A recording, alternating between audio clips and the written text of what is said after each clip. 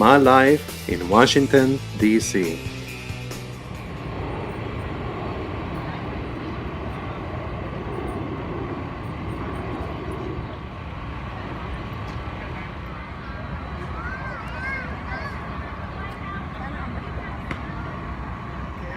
My name is Vladimir Tsybulkin.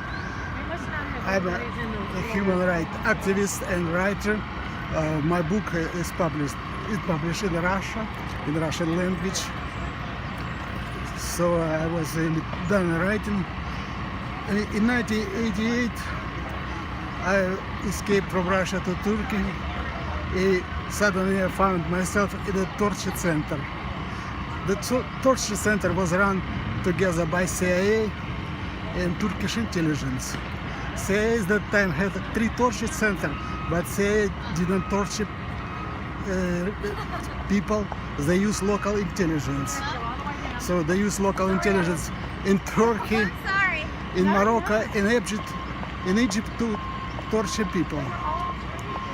In that torture center I was poisoned with chemicals, acetone, bleach and propanol. It was tortured with electric shock. During my detention, I was in 2 actually black jails. When I was transferred from another black jail to another black jail, they stopped feeding me fruits and vegetables. They caused me artificial leukemia. For one month I was eating only bread without any vitamins and a small amount of cheese. I found myself walking very slowly with heavy legs with artificial leukemia. Later, when I was admitted as a refugee to US, FBI started violating my human rights. And suddenly, in 2009, I was having a very good job. I was living in a small city. Job was $14 an hour. I was making auto parts. And suddenly one day I started feeling that I'm losing my strength by 20-30% a day. And at the same time, my intellect was dropping by 30%. The blood almost stopped coming to my head. The heart was so weak. I'm a chemical engineer. I know exactly what chemicals did that. Acetone, bleach, and propanol. So now I'm here picketing. That's almost all. What you can ask questions. Okay. How long have you been doing this here in front of the White House? Since end of October 12th I started. Okay. What do you think of the association between Vladimir Putin and Donald Trump? Well, they're just like 2 superheroes. Nobody exactly knows. Are they villains and they're good people? So we can find out sooner or later. Okay. And do you have a presence in social media? Do you have a website? No. No, okay. Okay. Thank you. You're welcome. Come on, everybody! I went all the way to the back of the line just to look at all the people, and I tried to say thank you to as many people as I've seen. But thank you, because there's something else going on here greater than ourselves.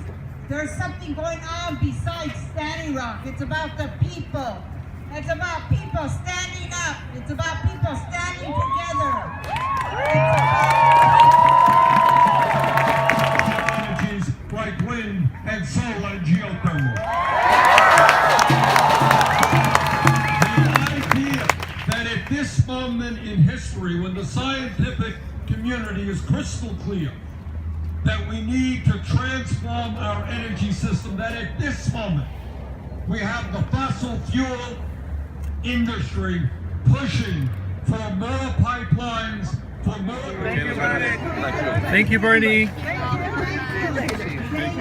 Bernie, good job.